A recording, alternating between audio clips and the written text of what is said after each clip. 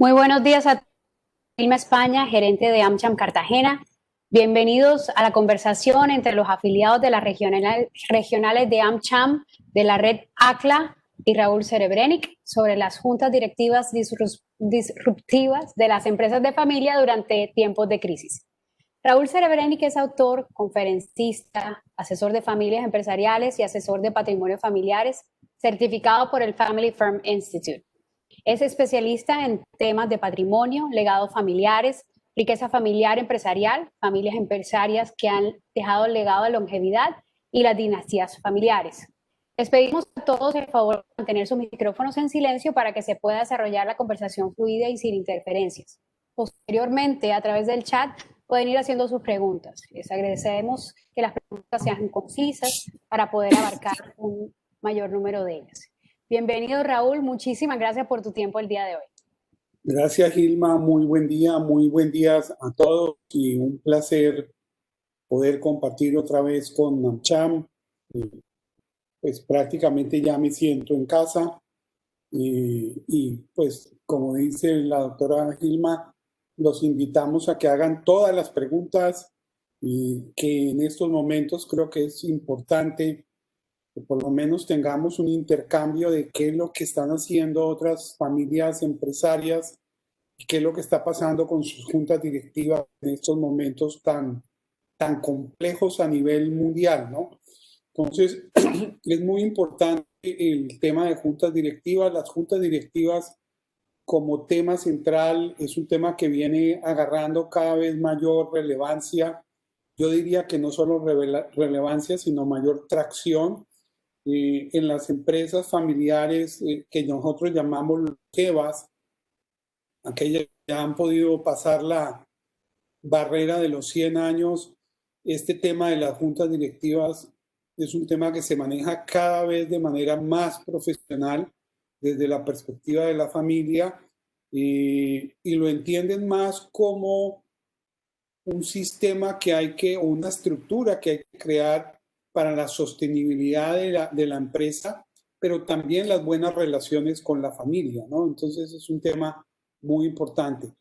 Esto cobra una enorme relevancia precisamente en épocas de crisis. Tenemos ejemplos en Colombia y por fuera de Colombia sobre ese papel fundamental que juegan las juntas directivas en un momento de crisis, y eso puede ser la gran diferencia entre la subsistencia o simplemente que se acabe la empresa.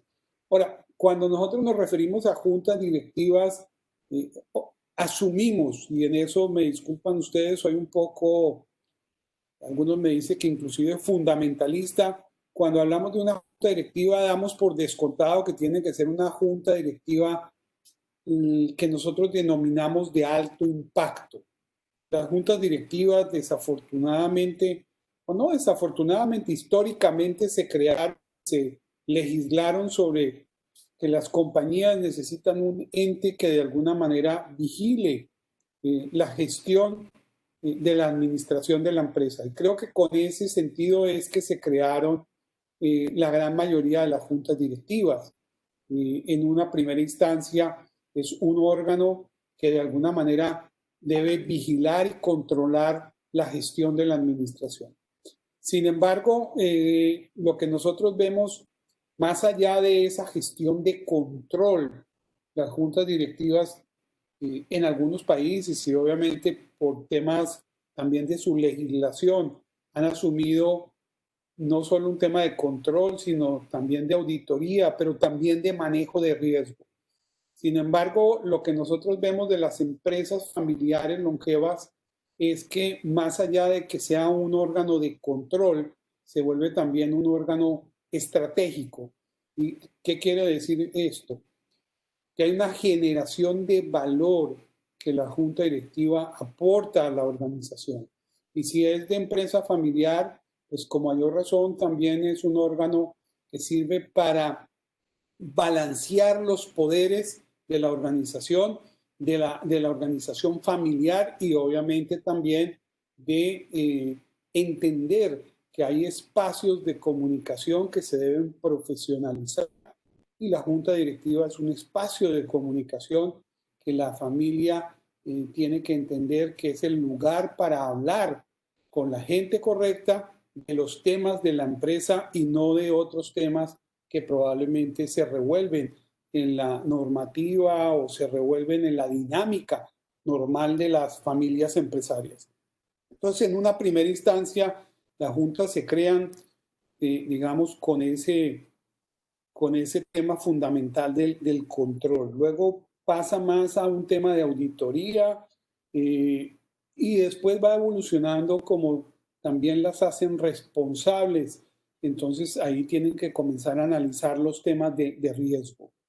Sin embargo, nos gusta ver empresas que también participan en la confección, en el acompañamiento y en el aporte de la implementación de una estrategia. Ahí encontramos ese gran valor agregado que puede tener una junta directiva, muy bien lo que llamamos juntas directivas de alto impacto, pero sobre todo en estos momentos de crisis puede hacer una gran diferencia el tener una buena junta o el tener una junta que no es tan buena o el mejor dicho, no tener junta. Entonces yo creo que eso es muy importante.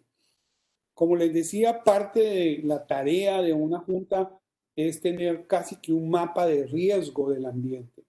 Y desafortunadamente la gran mayoría de las juntas directivas en esa tarea de identificar el riesgo, pues muy pocos tenían en sus escenarios un escenario de una pandemia que pudiera interrumpir el negocio.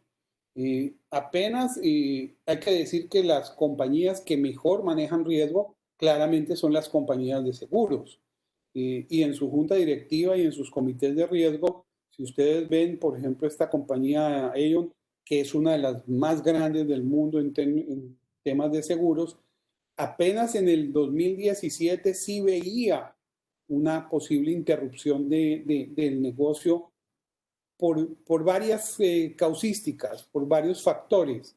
Pero claramente uno de ellos pudiera llegar a ser una pandemia. Sin embargo, en el 2019, y obviamente lo que estaban mapeando es el riesgo al 2020, yo me atrevería a decir que fueron muy pocas las compañías en el mundo que dentro de su mapa de riesgo percibían o visualizaban una pandemia. Y obviamente, pues esto hace que la gran mayoría de las empresas no estuviéramos preparados para atender una situación de estas. Bueno, esto no es un tema solo de junta directiva, estamos viendo una gran desconfianza en nuestros líderes políticos, porque tampoco están preparados para manejar este tipo de crisis, sino que les ha tocado improvisar fuertemente. Entonces yo creo que en ese sentido, aquí pueden ustedes darse cuenta de que es muy difícil predecir una situación como la que se está viendo. Para las empresas familiares de más de 100, 200 años, cuando hablamos de una empresa longeva, generalmente están ubicadas en Oriente o en Europa. Eso es, digamos, como los continentes donde encontramos el mayor número de empresas familiares longevas. Ellas más que estar preparadas para la pandemia, lo que sí están preparadas es para el manejo de crisis. Una empresa familiar de más de 200 años en Europa o 300 claramente le ha tocado sobrevivir varias guerras mundiales. Entonces, prácticamente en su historia, ellos tienen este tema del manejo de crisis.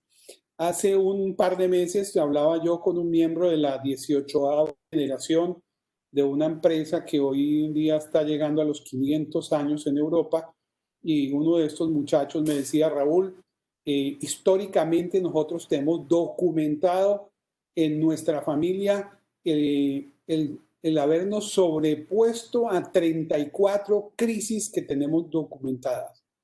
Prácticamente lo que ellos hacen es que son campeones en el manejo de crisis. Es más, hay algunas familias que se posesionan de tal manera desde su punto de vista de su estructura de capital familiar para sacarle el mayor provecho a las crisis, ¿no? Entonces esto es un tema bien complejo, bien bien interesante. Yo le decía a este miembro de esta familia que prácticamente ellos se vuelven campeones en el manejo de crisis. Desde el punto de vista un poco más de las familias, casi que dan por descontado que en cada generación el líder de la familia le va a tocar manejar una crisis muy profunda. Entonces es muy interesante cómo desde sus comités, desde sus juntas directivas, se van posesionando en ese manejo y en esa estrategia de continuidad de sus empresas. Si bien la junta directiva está en épocas normales velando por el crecimiento y por la rentabilidad de la empresa, pues en épocas de crisis creo que una de las principales tareas de la junta directiva es velar por la continuidad del negocio. Si hay un impacto, pues entonces cómo se minimiza ese riesgo.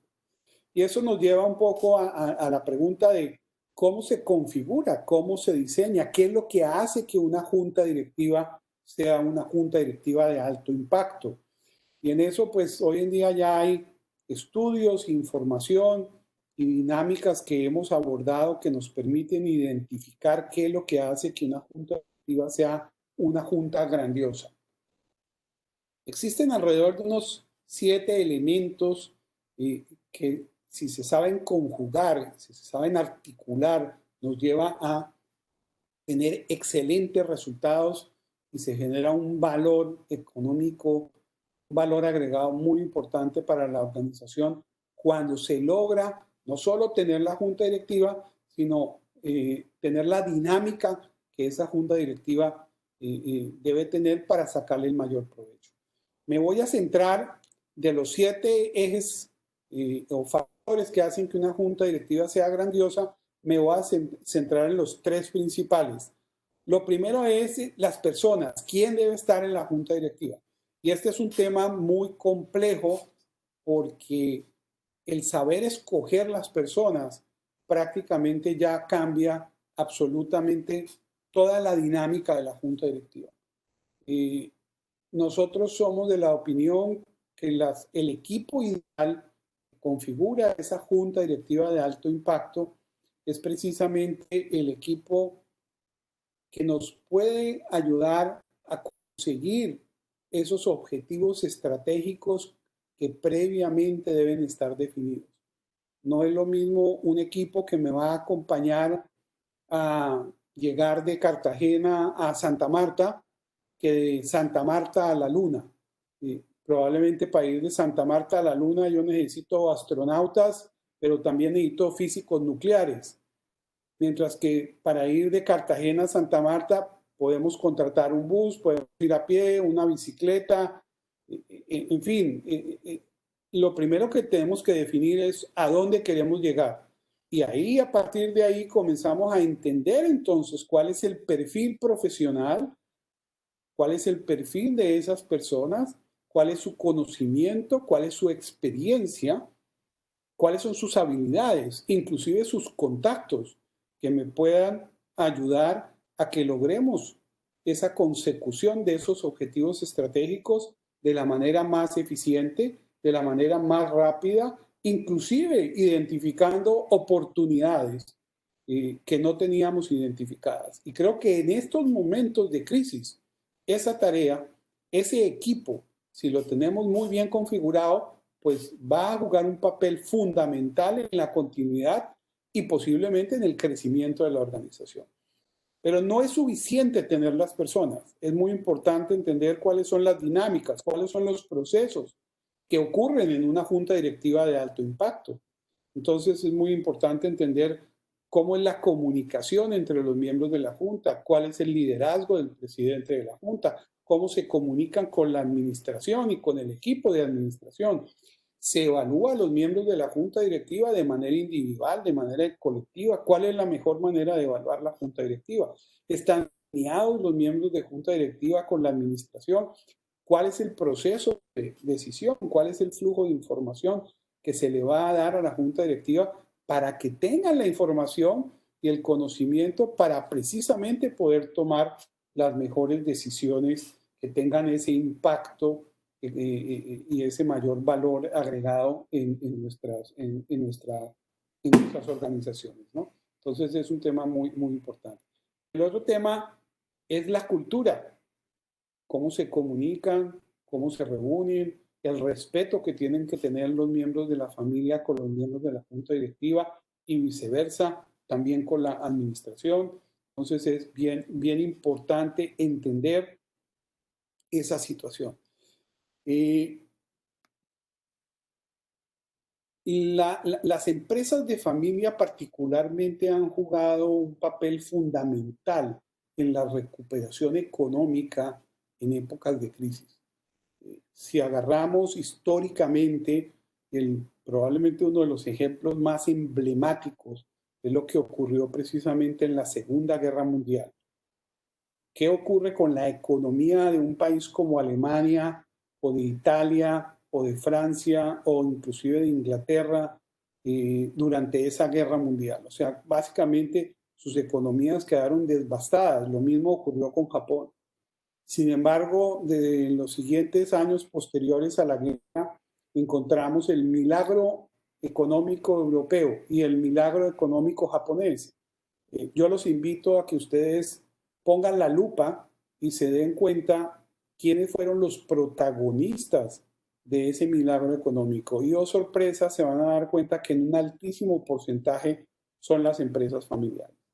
Entonces yo creo que es muy importante entender la responsabilidad y el papel histórico que en estos momentos vuelve a retomar y que debemos volver a retomar como empresarios familiares, porque no me cabe la menor duda que parte de la recuperación económica de nuestros países después de esta pandemia, las empresas familiares van a volver a tener ese protagonismo importante.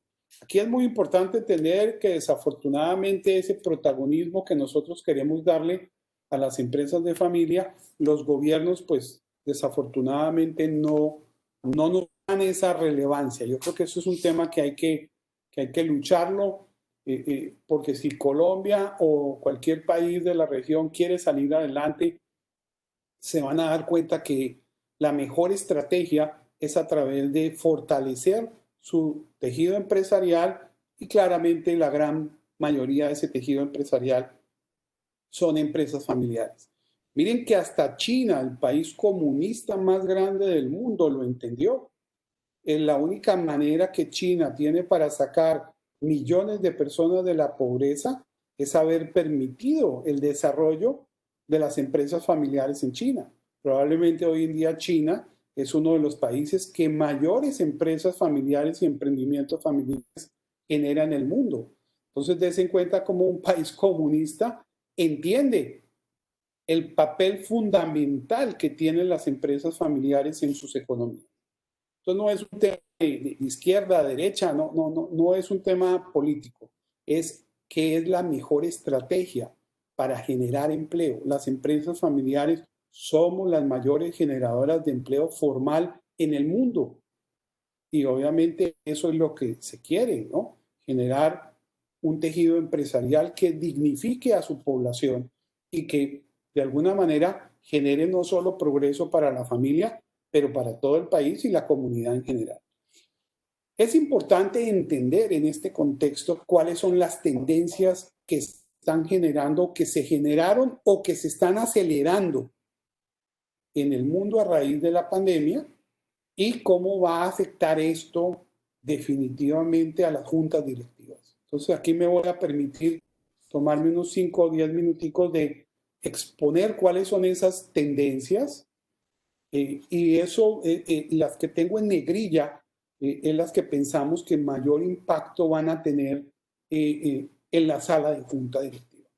Entonces, claramente vamos a ver una reversión, yo lo llamo una reversión inteligente de la globalización. Esto ya se venía desarrollando antes de la pandemia, pero claramente la pandemia ha puesto sobre la mesa, sobre todo para los países desarrollados, la importancia de no depender de terceros en ciertos sectores estratégicos de su economía. y es el caso de Estados Unidos y de Europa, que quedaron desabastecidos como Latinoamérica de productos esenciales como alcohol o como mascarillas. Entonces sí vamos a ver una reducción de la globalización, pero no quiere decir que se va a acabar la globalización. No, hay que tener cuidado con eso, porque cada vez sí vamos a tener una mayor globalización de los medios digitales, de la información. Entonces hay que entender qué se va a desglobalizar, qué se va a acelerar, qué se va a desacelerar. Desafortunadamente, una reducción muy fuerte de la clase media y un incremento de la pobreza. Esta pandemia nos devuelve casi que 10, 15 años para atrás en términos de cifras de pobreza y especialmente en Latinoamérica. Eso va a tener un impacto en las compañías, inclusive en algunas pueden ser una alarma de prender y poder identificar oportunidades, ¿no? Claramente esto nos lleva también a que las potencias van a tener una reindustrialización. Sin embargo, creo que ahí es muy importante identificar oportunidades. Colombia tiene tratados de libre comercio, acaba de firmar uno con Israel y tiene uno con Estados Unidos. Lo mismo países como México, que están muy cerca de Estados Unidos. Esa reindustrialización puede significar para nosotros grandes oportunidades si sabemos de una manera sacarle provecho a eso. Otro tema muy interesante es, hoy en la mañana leía un indicador récord en Colombia, que por primera vez la gran mayoría de las familias colombianas ha hecho un pedido por internet de algún producto o servicio para su casa. Están hablando de que casi el 57% de las familias colombianas por primera vez hacen una compra por internet. Entonces, esto quiere decir que vemos un aceleramiento de toda la parte de la información y la digitalización.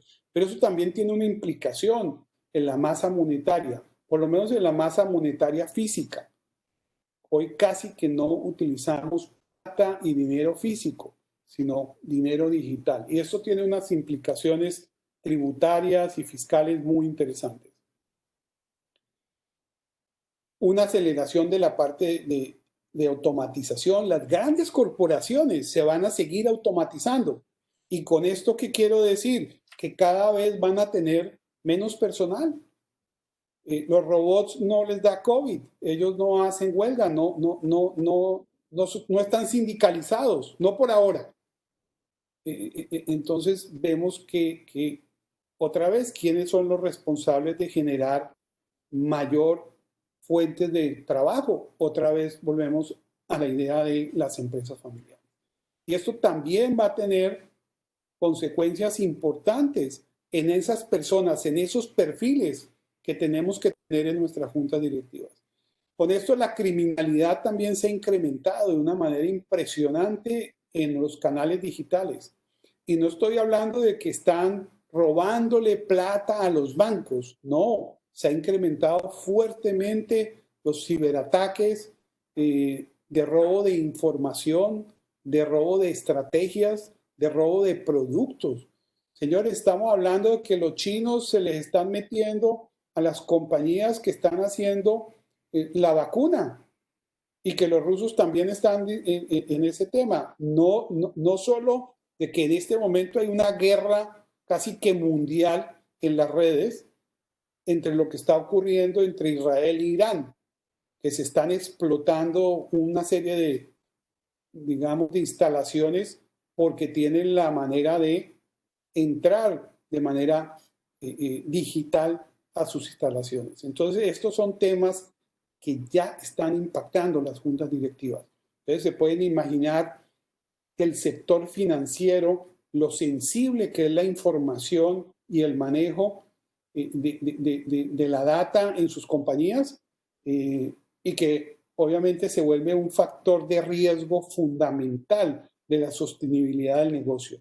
Tenemos miembros en las juntas directivas de los bancos de nuestros países que saben, que entienden o que pueden cuantificar ese riesgo. Entonces yo creo que eso es muy, muy importante. Y eso conecta precisamente con la innovación, con la capacidad de innovar, porque con todo esto se van generando de alguna manera ciertos desbalances que algunas empresas que tienen esa capacidad y esa agilidad de ejecutar pueden sacarle mayor provecho. Entonces yo creo que el tema de la innovación conecta mucho con la tecnología, pero conecta también con la capacidad o la agilidad de visualizar oportunidades. Y creo que una junta directiva en este momento, como lo hemos visto en varias reuniones de juntas directivas de varios países en los cuales apoyamos en Latinoamérica, cómo las juntas directivas han jugado un papel fundamental en ese sentido de minimizar el impacto económico o, por el contrario, en algunos casos de maximizar la ganancia en las empresas, ¿no? Vemos una gran repoblación de las ciudades en el mundo. En un webinar de la semana pasada, muy interesante, de la Universidad de Oxford, decía que el 55% de la población mundial está concentrada en el 1.5% del territorio del mundo. O sea, si agarramos en términos de kilómetros cuadrados lo que representa las grandes ciudades del mundo, representan menos del 1 o 2% en términos de terreno, pero ahí se acumulan más del 55% de la población mundial. Y esto es precisamente el mejor caldo de cultivo para que estos virus salten de los animales a la población humana, que probablemente es el caso del COVID, ¿no? Entonces quiere decir que esto es una de muchas de las pandemias que nos va a tocar sobrevivir a ellas y que de hecho ya se vienen viviendo en los últimos años, varias de ellas que afortunadamente no habían llegado a Latinoamérica. Y digo afortunadamente porque esta última desafortunadamente pues sí llegó al mundo. ¿Cuáles temas entonces tenemos que tener mucho cuidado y tener atención en la junta directiva, ¿no? Entonces esto es un tema, estamos viendo también cómo se está poblando los medios de comunicación y el social media de lo que llaman fake news. Creo que esto también es un tema de mucho cuidado. En algunos países se ha casi que utilizado tecnología militar para identificar la población, cómo se mueve, dónde se mueve, quién estuvo al lado de alguien contagiado. Es el caso de China. Vemos cómo China controló casi de manera militar y dictatorial su pandemia. Es el caso también de tecnologías que han sido utilizadas en Israel, que identifican que alguien que está contagiado por, digamos, movimiento de su celular, pueden darse cuenta que otros celulares estuvieron cerca de este y inclusive hoy en día los llaman y le dicen, por favor, tienen que estar en cuarentena por 15 días porque usted estuvo cerca de tal y tal persona que en este momento salió contagiada. Entonces, estos temas que son muy, muy interesantes. El otro tema que veo con alguna preocupación es el nacionalismo. Si ese nacionalismo es positivo, pues puede ser también interesante.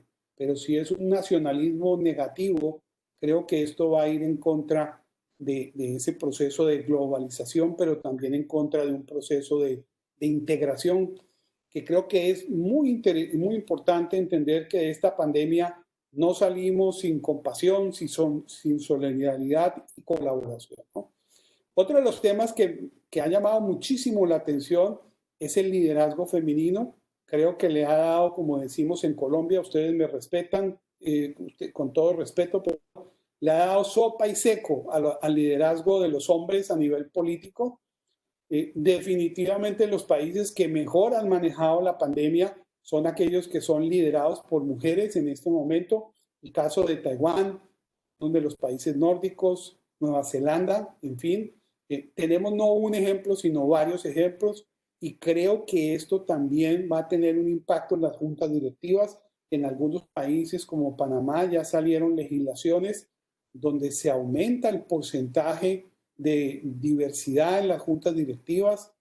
En California, por ley, esto tuvo un impacto que al principio fue muy criticado, pero que tuvo un impacto muy positivo porque se acostumbraron a que en las juntas directivas y sobre todo en ese ecosistema tan innovador que hay en California, hayan mujeres en las juntas directivas. Países como Nueva Zelanda, Israel, tiene un récord de 100% de todas sus empresas que cotizan en bolsa, tienen mujeres en sus juntas directivas. Y ahí sí Japón probablemente es el país con peor calificación casi que en el mundo, ¿no? De los países desarrollados. Creo que esto va a ser una tendencia que tiene que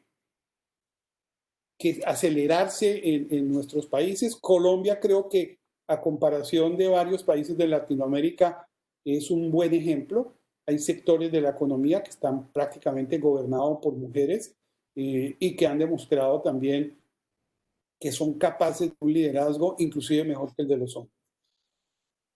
Desafortunadamente muchas de las marcas que ustedes están viendo en esta gráfica han entrado en quiebra, en la ley de quiebra o de reorganización o de reestructuración. Creo que vamos a ver una gran cantidad de compañías afectadas por la pandemia que van a tener que, y sectores que van a tener que consolidarse. Creo que ahí hay una situación que las empresas van a tener que fusionarse o desaparecer o venderse o conseguir un socio capitalista, ¿no? Yo creo que estas son tendencias que van a marcar mucho la actividad de las juntas directivas.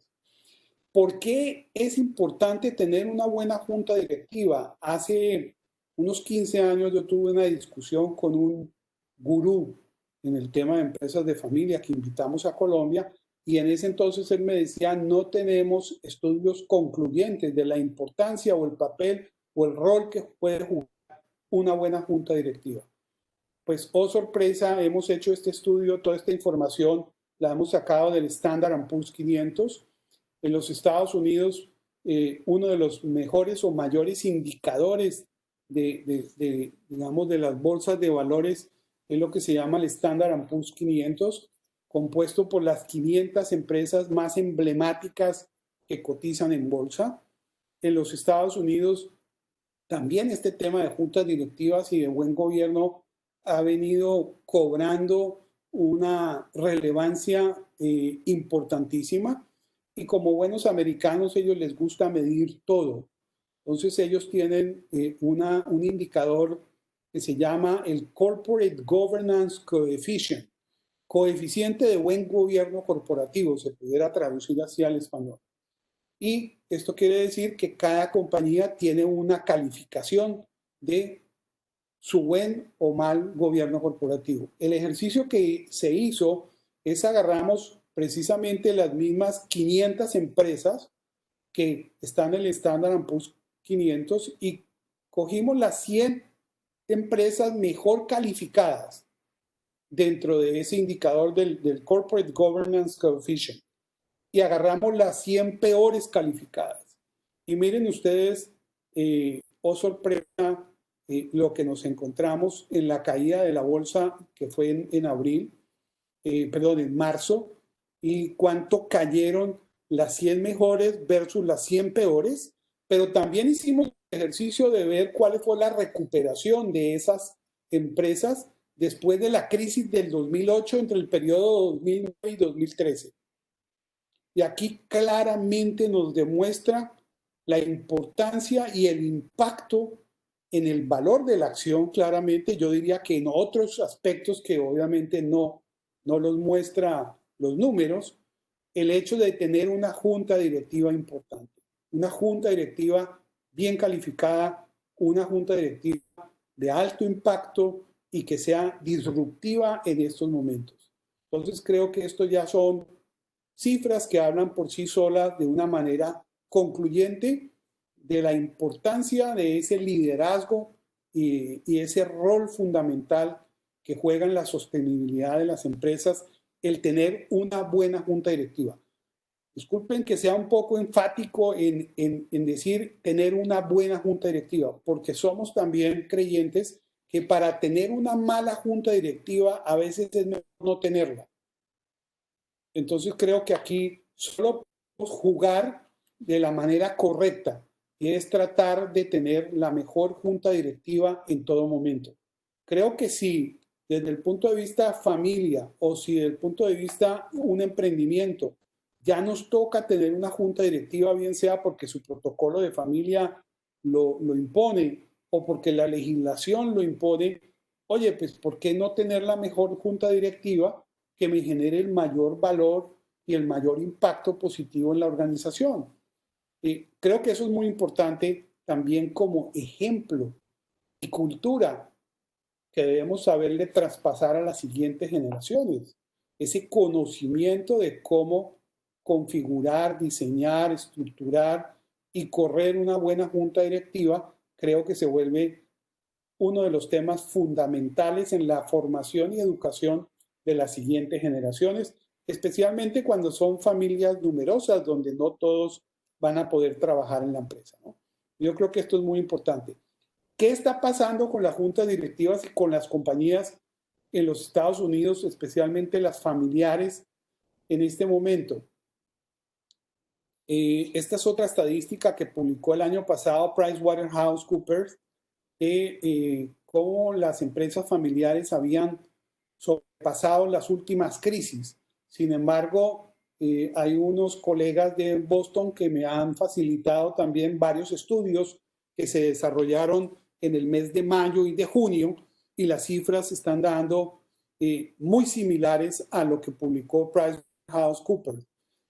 Aquí dice que el 40% de las empresas van a salir más fortalecidas, que el 40% no va a tener un impacto que las afecte en su funcionamiento y que sí hay un 20% que muy probablemente de esas, un poco más de la mitad va a tener que buscar un socio, va a tener que fusionarse o va a tener que ser vendida, y un poco menos de la mitad simplemente no va a poder abrir después de la pandemia. O sea que aquí tenemos otras estadísticas que son muy concluyentes. Curiosamente, aquellas que están fortalecidas, ese 40%, el 87% de ellas tiene una muy buena calificación del Corporate Governance Coefficient. Entonces, creo que aquí otra vez vemos una correlación directa del hecho de tener una buena junta directiva y que el negocio salga fortalecido y sea sostenible en el tiempo, ¿no? Ya como para terminar, esto es lo que hemos visto y recomendaciones que quisiéramos dar de lo que nos ha tocado vivir con las juntas directivas en estos últimos meses. Hemos visto un liderazgo fuerte, con determinación, pero también flexible. Creo que eso es muy importante. Creo que eso es parte de un elemento fundamental de lo que llamamos la resiliencia de las empresas, esa parte de flexibilidad en unos entornos que son complejos y que no los teníamos pronosticados o presupuestados. Hay que hacer apuestas firmes y fuertes con cabeza fría. Creo que para un empresario en estos momentos tener que tomar decisiones fuertes, estar acompañado de una buena junta directiva puede facilitarle muchísimo el camino. Creo que esto es bien importante. Hemos visto que faltaba en algunas juntas y en otras sobraba esa agilidad financiera, esa capacidad de análisis financiero y de análisis estratégico, más que ver que las estrategias hay que volverlas a reevaluar. Estamos viendo que no solo la estrategia, sino que muchos modelos de negocios tienen que ser reevaluados. Eso es parte de la tarea de lo que venimos haciendo con muchas juntas directivas, pero eso tiene que venir acompañado de los modelos financieros, de entender qué modelo de negocio para una organización en este momento puede ser el mejor desde el punto de vista no solo estratégico, sino también económico. Y simplemente por darles un ejemplo de lo que fue la crema Nutella, esta crema que se hace inclusive de cacao, que tiene un alto componente de aceite de palma, salió al mercado precisamente cuando había una crisis de precios del cacao. Y hoy en día en esa compañía, esas compañías italianas, una de las empresas familiares más importantes de Italia, hoy en día se vende muchísimo más crema de avellana que crema de cacao. Entonces, precisamente, cómo una crisis sirvió para desarrollar nuevos productos. El otro tema muy importante es esta filosofía japonesa, donde dice que todo es susceptible de mejorar poco a poco, poco a poco.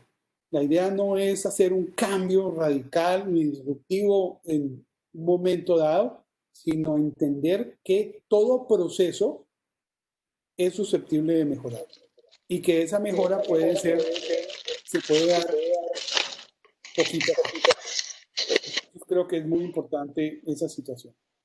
Y por último, atender temas de seguridad, la cadena de suministros. En eso prontamente pudiéramos extenderles una invitación que vamos a dictar unas charlas con compañías expertas en este tema. Y el otro tema fundamental, creo que las juntas directivas también están jugando un papel relevante y es mantener el equipo administrativo motivado. Creo que es muy importante que el liderazgo de las compañías sean el ejemplo. No es un tema fácil, sabemos que no estamos viviendo épocas normales, pero claramente el aspecto psicológico puede jugar un papel fundamental en la recuperación, de la economía y de nuestras organizaciones. Con esto, Gilma, pues yo creo que aquí le damos como espacio a preguntas que con gusto estamos prestos a responder. Perfecto, Raúl. En este momento tenemos el chat habilitado para recibir sus preguntas. De pronto, mientras que a nuestros asistentes se le ocurren y escriben sus preguntas, Raúl, yo tenía una. Para evitar el micromanejo de las juntas directivas, al igual que el compromiso en sus miembros, ¿cómo diseñar cómo diseñar la junta con sus funciones y métricas de evaluación para que sea eficiente y para que se dé esa disrupción a la que ganas? Bueno, yo creo que como decía, muy importante el diseño de la junta directiva. Cuando diseñamos juntas directivas, uno de los temas que nos dábamos cuenta que cometíamos muchos errores es que escogíamos a la gente solamente o principalmente por sus capacidades y sus habilidades técnicas, por decirlo de alguna manera. Y dejábamos muy de lado esas capacidades o esas habilidades humanas. Entonces, de alguna manera comenzamos a darnos cuenta que era muy importante entender también esa parte de relacionamiento. Los equipos de alto impacto, los equipos más eficientes, trabajan muchísimo los temas de comunicación, de integración, de resolución de conflictos, de lograr consensos, de lograr aportes, de conocimiento. Entonces nos dimos cuenta que había que tener una diversidad, pero hay algo que no puede ser negociable y es la capacidad de trabajar en equipo. Creo que una junta directiva se asemeja a lo que llaman los equipos altamente eficientes. El equipo altamente eficiente, por emblemáticos que hay en el mundo, son los comandos militares. Y es interesante ver la dinámica de lo que ocurre en un comando militar y el liderazgo en un momento dado de una misión específica. Si traemos eso a las salas de juntas directivas, comenzamos a darnos cuenta que había una dinámica que generaba un valor económico importantísimo.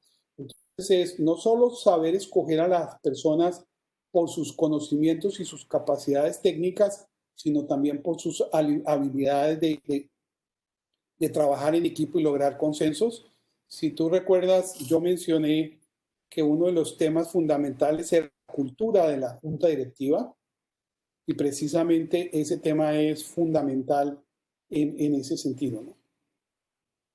Así es, correcto. Bueno, José René Correa pregunta, ¿cuáles serían esos principios a la hora de elegir los perfiles de los miembros de junta directiva? ¿Cuáles serían los principios para elegir los miembros de junta directiva? Yo creo que esto hay que hacer un trabajo preliminar. Primero entender cuáles son los retos de la organización, cuáles son los objetivos estratégicos de la organización y a partir de él entonces definir un perfil de cuál es mi junta ideal. Una vez tengamos el perfil de la junta ideal, comenzamos a machar o comenzamos a hacer el link en, digamos ya, nombres de personas que cumplan con esas características y de alguna manera nosotros hacemos una evaluación y unos assessments a las personas, las entrevistamos y simplemente agarramos las que mejor cumplen con esos requerimientos previamente definidos por los retos y por los objetivos estratégicos de la organización. Entonces, primero dime a dónde quieres ir y yo te voy a decir quién es la mejor persona que te puede acompañar para llegar allá de la manera más eficiente, probablemente económicamente más rentable y que a la vez también me ayude a crecer y a identificar oportunidades. Y creo que esto es una de las tareas que vienen haciendo los miembros de familia, entendiendo que ellos también se tienen que preparar como buenos miembros de junta directiva, ¿no? Pues si es una empresa familiar, tenemos que buscar un balance, si no, simplemente las personas que cumplan con ese perfil previamente definido. Muy bien, tengo otra pregunta de gerencia IDEO. ¿La conformación de la junta directiva depende de la situación específica en el tiempo de la compañía? ¿Cuáles deberían ser las competencias esenciales para sus integrantes? Bueno, competencias creo que ya lo dije.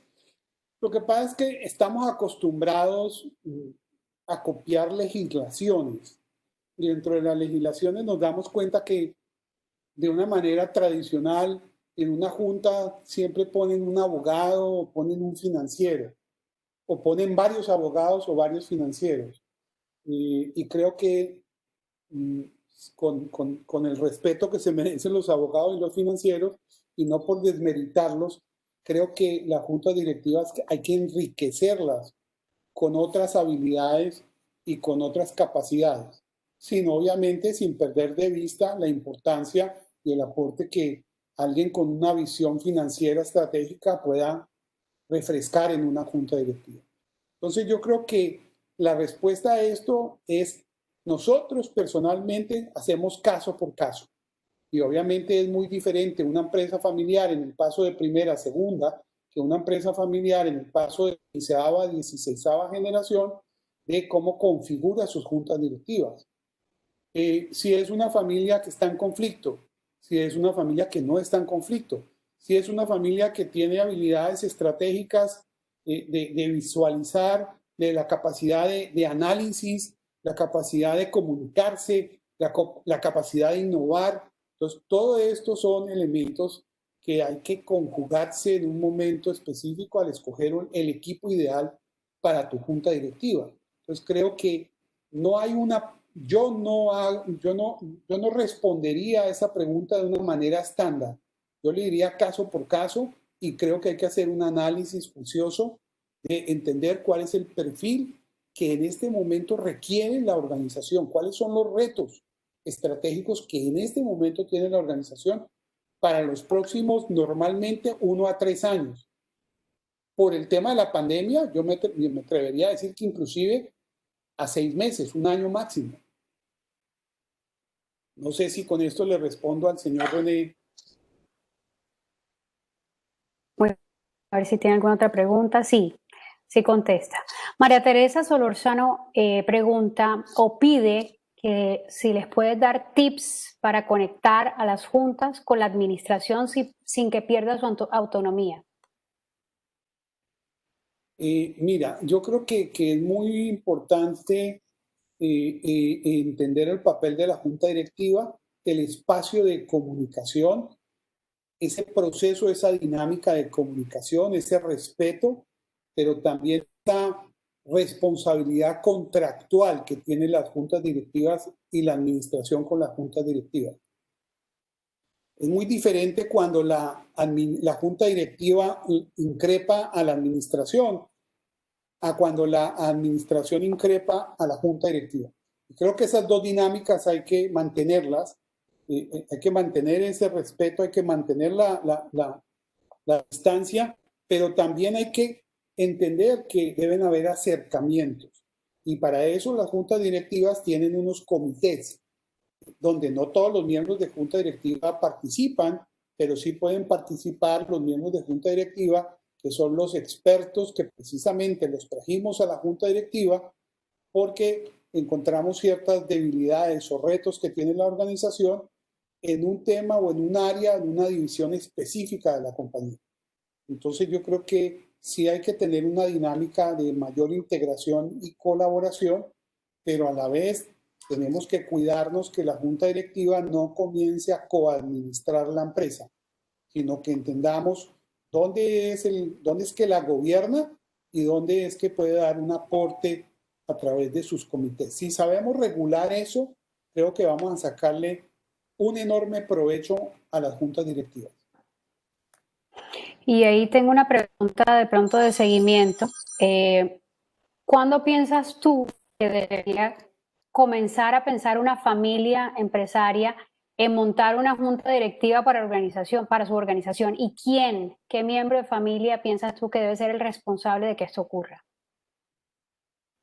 Bueno, responsable creo que todos los miembros de la familia. Nosotros hemos desarrollado también un indicador que nosotros denominamos el Family Enterprise o Family Enterprise Coefficient, que también medimos de alguna manera llamémoslo la madurez corporativa de la familia, y creo que esto es un tema que abarca a todos los miembros de la familia.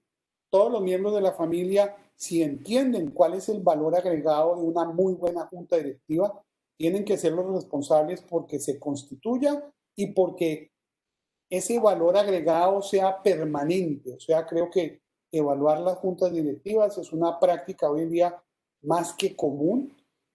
Hace años yo decía que las reuniones de junta, algunas familias las filmaban y me botaban tomates, pero claramente hoy en día por Zoom o por todas estas plataformas, todo el mundo está grabando todas las reuniones.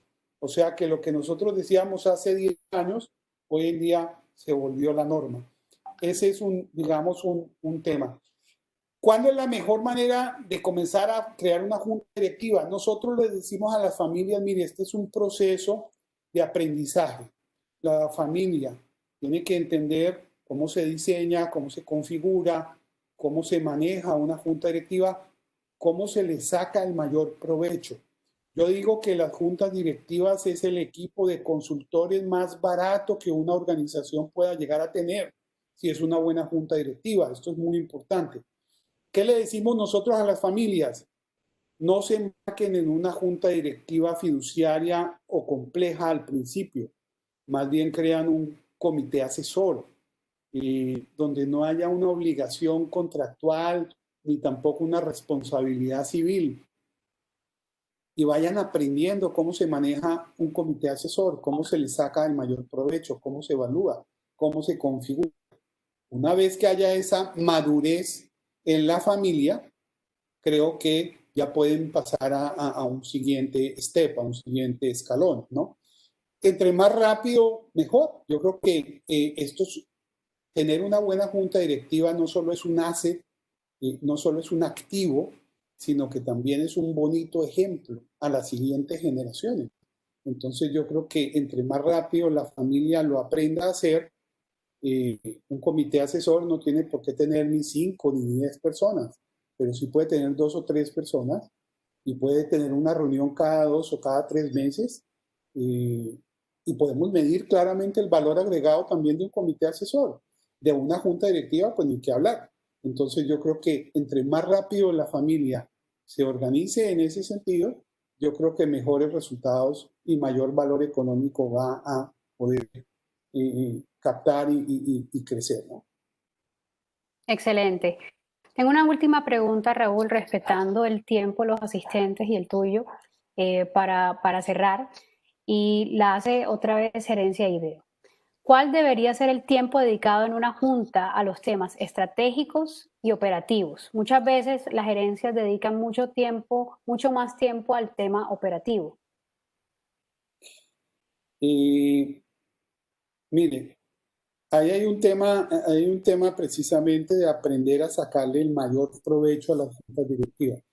Las juntas directivas que tienen un mayor componente de valor agregado son aquellas que la mayoría de su tiempo lo utilizan en temas estratégicos. Ese es muy importante. Las juntas directivas casi que no deberían estar viendo temas operativos, a menos que se vuelvan ya temas de urgencia.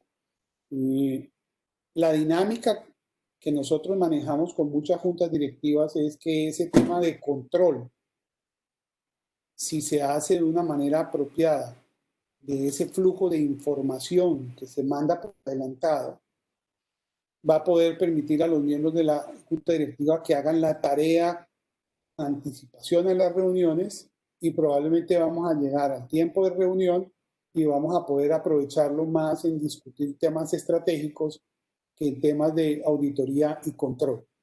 Eso también, en combinación con los comités, ahí creo que también juega un papel fundamental esa parte de poder dividir la parte operativa de la parte estratégica.